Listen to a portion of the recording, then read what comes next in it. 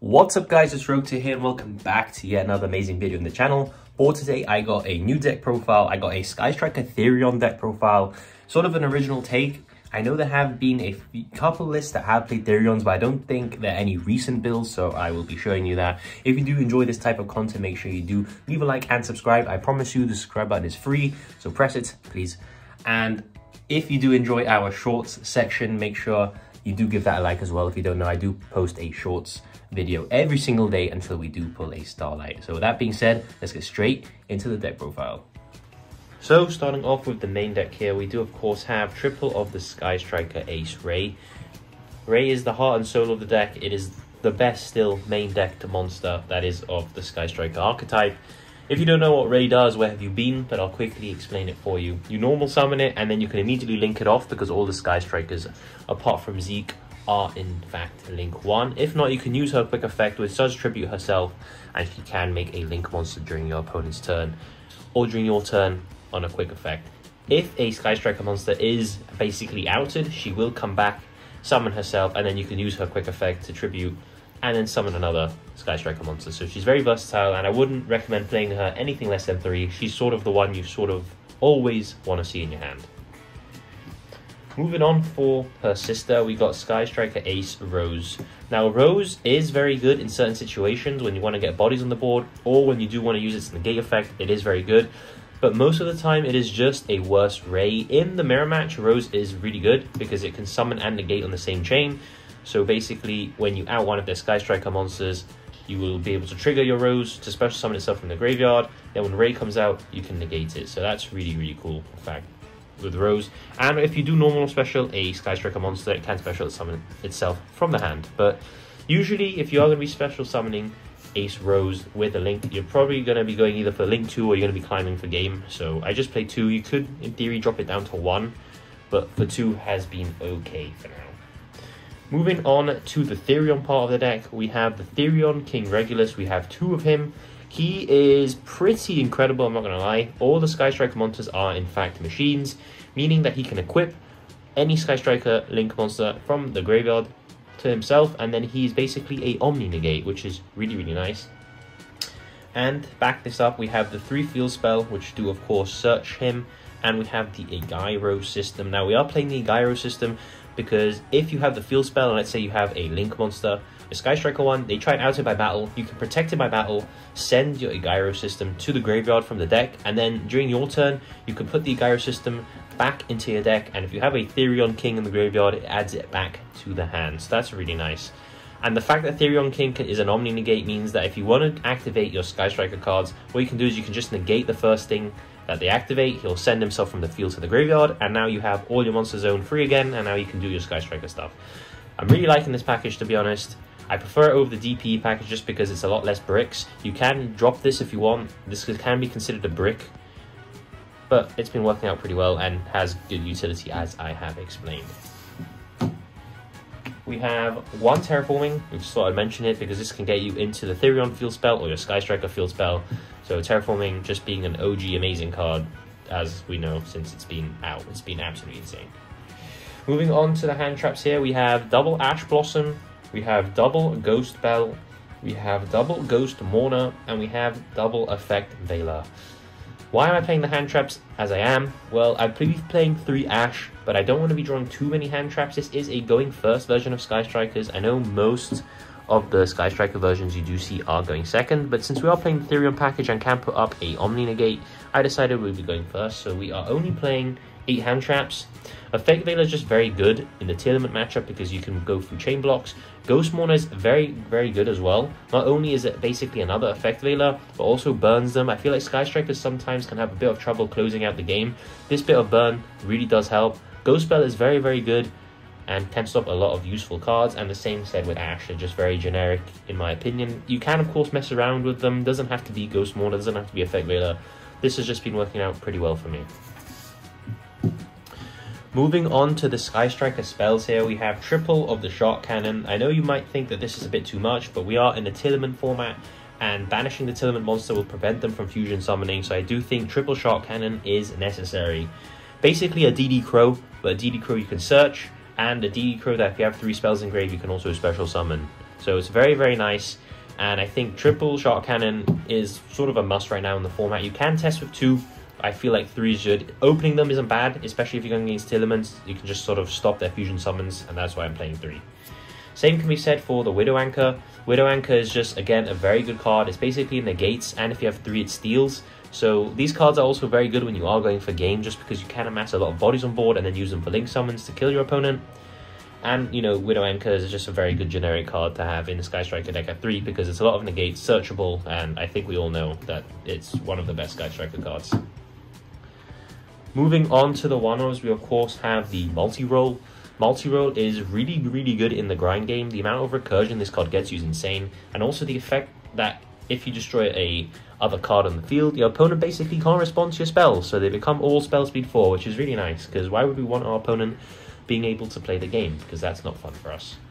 We have the 1 Afterburner. This is just, you know, out monsters. We have the 1 Jamming Waves to out the back row. We of course have the 1 Engage. Engage is just obviously the best card in the deck, and amazing. Once it's basically a better Pot of Greed. If you have 3 spells, you can add 1 and you draw 1, so it's better Pot of Greed. We have the 1 Area 0. I think playing 1 is correct at the moment. You don't want to be seeing multiple Area 0s. It's kind of a really bad way to brick on multiple Area 0s. So if you just play 1, you can't draw multiple. And of course, we have the 1 Hornet Drones. I feel like these are just very, very good cards to be playing at 1.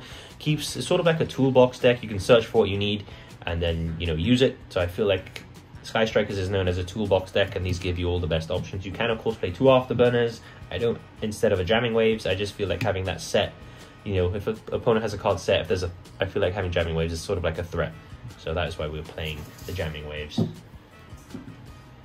Moving on to other generic spells, we have double of the triple Tactics Talent. This card is good going first or second, hence why I'm playing it, and it's a spell. Very, very useful. If they do hand trap you, you can, you know, draw 2 or look at that hand, put another spell in grave, and it's, you know, very useful. We have double of the Cosmic Cyclone. Now this is a bit of a hot take, but I do think Cosmic Cyclone is very good in this striker deck. Why? Because you can sort of force the back row before you commit anything. And obviously it's an out to Mystic Mine. I'm not playing Mystic Mine because personally I don't like the card, and I know a lot of people say you should play it because it's good, but I honestly personally hate when they activate Mystic Mine against me, so I'm not going to be playing Mystic Mine and Mystic Mining opponents, even though Mystic Mine is very good in the striker deck, as we know historically. But Cosmic just outs a lot of things. Again, it's a spell as well, so it's just useful to have. Moving on to 1-ofs, we have 1 Reinforcement of the Army. Your Skystriker, Ace, Ray, and Rose are warriors. This gets you access to them and puts a spell in the grave, so I think enough said there. We have the 1 Foolish Burial Goods. I'm only playing 1 because I don't want to be seeing multiple of this card. Seeing 1 of this card, if you're going first, basically gives you an Engage if you haven't got it, because you can send Engage, Kagari add back Engage, use Engage, and also it's just another spell in the grave. So with 1 spell, you get 2 in the grave, so I feel like that's kind of useful. And this is an Upstart Goblin, but I haven't got one. So for now, I'm doing a hot take, and I'm playing 1 Offerings to the Doomed. My theory is just good removal in general, which Skystriker can sort of struggle with a little bit. And the fact that, you know, if you skip your draw phase, it doesn't really matter if you already have access to Engage, because the Engage will be drawing you cards anyway. And I feel like a lot of people don't expect the Offerings to the Doomed. They don't really know what it does, to be honest, when I activate it. And if you do it off the multi-roll, if you use multi-roll effect first, it's just, you know, they can't respond to the removal, which is kind of really nice. So that is it for the main deck. It is 40 cards. We will be now moving to the extra deck. Moving on to the extra deck, we're going to start it off with, of course, our Skystriker token. Mandatory in every good Skystriker player's extra deck. So yeah, just make sure you have it.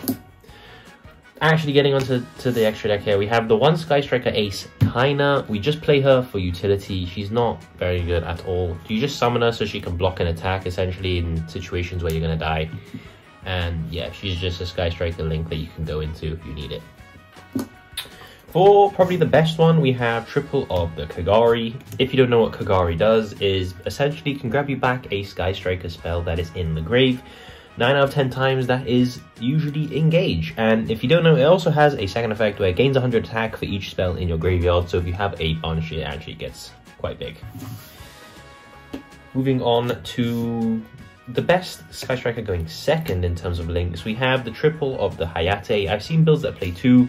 To be honest, this isn't a very optimized sort of extra deck build. I'm still testing it quite a lot, so I'm just playing 3 of all of the good ones for now. I will make an updated version of the Skystriker deck. where I've optimized it a bit more, and maybe I'm playing 2 then. But for now, I'm playing 3 Hayate, attacks directly, and then sends a Skystriker card from the deck to the grave. That happens during the damage calculation, meaning that they can't ash it or anything like that. They have to use basically a hard negate for that. And we also, of course, are playing the triple of the Skystriker Ace Shizuku. On the end phase, it grabs you a Skystriker spell that isn't in the grave. It grabs it from the deck to your hand. So it's actually kind of useful. You can also do the Shizuku Shuffle. If you don't know what that is, if you don't know what that is, there are plenty of YouTube tutorials that will be able to tell you. But yeah, a lot of versatility with Shizuku, and the opposite of Kagari in terms of it makes your opponent's monsters lose 100 attack for each spell in the grave. So if you have quite a few, again, all your opponent's monsters will be quite small. For Link 2, we have, of course, the Skystriker Ace Zeke. Would I play 2 of this card? Maybe. It's actually kind of a pretty good removal, to be honest. You can take your opponent's monsters, negate them, and take them with the Widow Anchor, and then immediately just link them off into a Zeke. It won't trigger any of their, if it's sent to the grave by card effect, because it's all by link summon, and it doesn't usually trigger any effects. And also, when it is summoned, it can banish a monster in the field to the end phase of your opponent's next end phase. And it can also send cards from the field to the graveyard to permanently gain attack. It permanently gain 1,000 each time you do that. So it can get very big in like 2 or 3 turns if it does stick around. And yeah, just a very versatile card, to be honest. But would I play 2? Potentially, I'd have to test that out. Moving on to the cards that aren't Skystrikers, we have the one Dark. I think Dark is just very versatile, to be honest. You can make Dark steal something, link it away. If you don't link it away, if they out it, you can search Array, which is kind of nice as well. So I just feel Dark is very good. We have the one Ningisu. Now Ningisu is a card that is useful when dealing with monsters that can't be destroyed, can't be targeted. This sends and it doesn't target. And basically it sends by sending 1 card on either player's field to the grave. But it's sort of like a better DP in that type of aspect. You can only do it once, but it's useful, especially if you do steal a link out the opponent's graveyard. You can easily just make Ningisu for free. This should be Access Code Talker, but I don't have one at the moment, so I'm just playing Topologic Zeroboros. It's actually kind of fun when you make this card. You can trigger it using your tokens. You can Shark Cannon something into something it points to and banish all cards on the field. It has uses. I think Access Code overall would be better, but it has come in pretty clutch, to be honest with you. And then for the Link 5, again, this could be Access Code if you want to keep Topologic. We have Underworld Goddess. This is for, if you can't out something, if it's protected by everything unaffected, you can at least, if you do get enough bodies on the board, you can at least link summon it away. And this on summon is a skill drain and is unaffected by cards that do not target it. So it's kind of awkward to deal with. And if they do anything in the grave, if you try and special summon from the grave, you can of course negate that as well. So that is the end of the deck profile, guys. I hope you guys did enjoy my take on the Skystriker Therion deck. As I said, this is a very rough list. There still needs to be some adjustments made. And of course, Skystrikers are indeed getting new cards in the Magnificent Maiden set. So once those do come out, I'm sure the deck will have quite a few changes that do happen to it. And I'll make sure to update you guys with that. So that is the end of the video. I hope you guys enjoy. I am Rogues here, and I'll see you in the next video. It's time! Let's go!